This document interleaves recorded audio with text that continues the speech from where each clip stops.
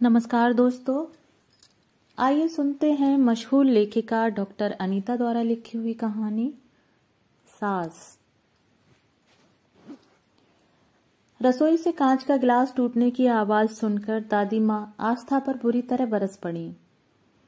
इतनी बड़ी हो गई है लेकिन सलीका नहीं आया। एक गिलास पानी लाने के लिए कहा तो गिलास ही तोड़ दिया। कल को पराए घर जाएगी तो सब यही कहेंगे कुछ सिखाया नहीं। हमारी नाक कटाएगी क्या? दादी माँ जानबूझकर तो तोड़ा नहीं है, गलती से टूट गया है, आस्था ने सफाई देते हुए कहा। अच्छा, एक तो गिलास तोड़ दिया, ऊपर से जुबान चला रही है। सब पता चल जाएगा जब सास चोटी पकड़कर मारेगी। यह सुनकर आस्था रो पड़ी। हमेशा की तरह ही दादी माँ यही चिक चिक करती रहती है। छोटी सी भी गलती हो जाए तो पराए घर जाएगी तो हमारी नाक कटाएगी, सास चोटी पकड़कर मारेगी कहकर डराया करती। जोर से हंस दिया तो कहती दूसरे घर जाना है, बत्ती सी मत दिखाया कर। सारा दिन बात बात पर टोकती रहती हैं। माँ भी दादी माँ के सामने चुप रहती हैं। उसने कभी माँ को जोर से बोलते या हंसते हुए नहीं देखा। वह हर काम बड़ी सावधानी से करती हैं। भूलवश कुछ गलती हो भी जाती है तो दादी माँ पूरा घर सिर पर उठा लेती हैं। पिताजी की भी हिम्मत नहीं पड़ती कि उनसे कुछ कहें। बचपन से ही दादी माँ की इस टोका टाकी से आस्था के कोमल मन में पराया घर और सास का भय समा गया। जब भी घर में उसकी शादी की चर्चा होती तो वह घबरा जाती। माँ का चेहरा सामने आ जाता कि शादी के बाद उसका भी यही हाल होगा। शादी के नाम से ही चिढ़ हो गई उसे। एक दिन उसे देखने लड़के वाले आए और पसंद भी कर लिया। फिर शीघ्र ही विवाह भी हो गया। सास और पराए घर का भय अब उसे और सताने लगा। विदा होकर जब कार में बैठी तो घबराहट की वजह से उसका बुरा हाल था। द्वार की रस्म के समय भी वह बुरी तरह कांप रही थी। उसको कांपते हुए देखकर बुआ सास ने कहा, क्या बात है बहू, तुम इतना कांप क्यों रही हो? क्या तबीयत खराब है तुम्हारी? अरे बुआ, आप समझती नहीं हो, हमारी भाभी जी को 104 डिग्री प्यार का बुखार चढ़ गया है, इसी वजह से कपकपा रही हैं। पीछे खड़े देवर अमन ने जब यह बात कही तो सब हंस पड़े, लेकिन आस्था को हंसी नहीं आई। सभी रस्में पूरी हो जाने के बाद उसे अपने कमरे में भेज दिया गया। थोड़ी देर बाद उसके पति अनुज भी कमरे में आ गए, लेकिन वह उनसे भी कुछ नहीं बोली। उसे गुमसुम देखकर अनुज ने उसे बाहों में भरकर कहा, तुम इतनी चुप क्यों हो, कुछ बोलती क्यों नहीं? लेकिन वह तो बुरी तरह डर रही थी। उसकी आवाजें हंसी कमरे से बाहर चली गई तो क्या होगा, सब लोग क्या कहेंगे?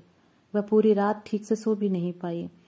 उसे सुबह की चिंता थी कि कहीं देर से आंख खुली तो उसकी दादी माँ की तरह सास भी उसको डांटने न लग जाए। यही सब सोचते सोचते पता नहीं कब उसकी आंख लग गई। सुबह जब वह हड़बड़ा कर उठी और सामने घड़ी पर नजर डाली तो सुबह के 8 बज रहे थे। अनुज उठ चुके थे। मारे डर के उसके आंसू निकल पड़े।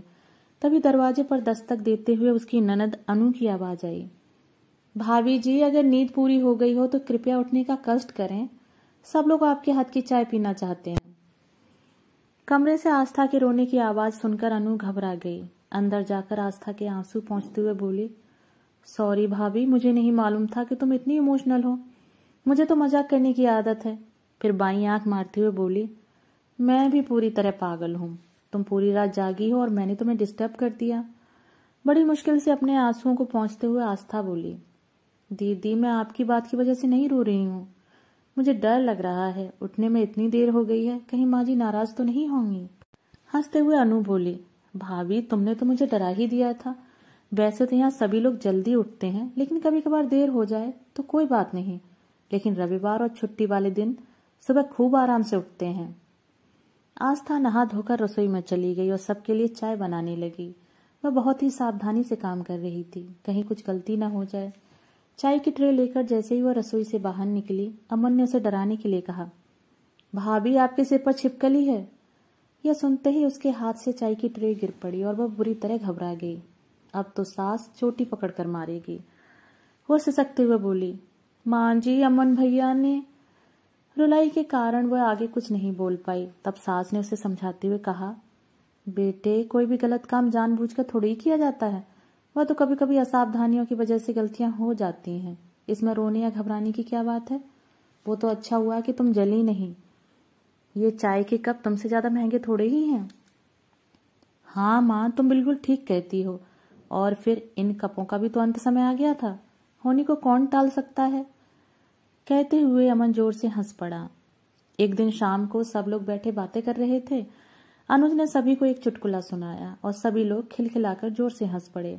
आस्था भी जोर से हंस पड़ी। उसको हंसता देखकर सास बोली, कितनी अच्छी लगती हो हंसते हुए। खुलकर हंसना बहुत जरूरी होता है, गुमसुम रहने से बीमारियां घेर लेती हैं। अब तुम उसे हंसा हंसा कर उसका स्वास्थ्य ठीक रखना। कहते हुए ससुर भी हंस पड़े। अचानक अनुज बोला, माँ हमारे साथ धोखा हुआ है, तुम्हारी बहू तो गूंगी है। तू खुद ही इतना बोलता है कि उसे बोलने का मौका ही कहाँ मिलता है। फिर आस्था के सिर पर प्यार से हाथ फेरते हुए सास बोली, गूंगे होंगे तेरे दुश्मन, मेरी बहू तो लाखों में एक है। धीरे धीरे उसने महसूस किया कि उसकी गलती पर सास डांटती नहीं बल्कि कितनी कुशलता और प्यार से समझा देती हैं। उसके अच्छे कामों की कितने खुले दिल से प्रशंसा करती हैं। भूलवश कुछ गलत हो भी जाए तो कभी कभी ऐसा भी होता है, कहकर हंसा देती हैं और फिर बाद में प्यार से समझा भी देती हैं। धीरे धीरे आस्था के दिल से पराया घर और सास नाम का भय पूरी तरह खत्म हो गया। थोड़े दिनों बाद आस्था अपने पिताजी के साथ मायके आ गई। दादी माँ ने पिताजी से बहुत उत्सुकता से पूछा, क्या ससुराल वाले इसकी कोई शिकायत कर रहे थे। पिताजी ने हंसते हुए बताया, नहीं तो वह सब तो इसकी प्रशंसा कर रहे थे। सास तो कह रही थी कि इतनी अच्छी बहू तो नसीब वालों को ही मिलती है। वह तो इसे आने ही नहीं दे रही थी, कह रही थी कि इसके जाने से घर सूना हो जाएगा, सारे दिन हंसती खिलखिलाती रहती है। यह सुनकर दादी माँ आश्चर्य से आस्था को देखने लगी। आस्था दादी माँ के गले से लिपटकर रोने का नाटक करते हुए बोली, और हाँ, मेरी सास रोज चोटी पकड़कर मुझे मारती भी थी। यह सुनकर दादी माँ सहित माँ और पिताजी भी जोर से हंस पड़े। दोस्तों, अभी आप सुन रहे थे डॉक्टर अनीता द्वारा लिखी हुई कहानी सास। कहानी सुनने के लिए धन्यवाद।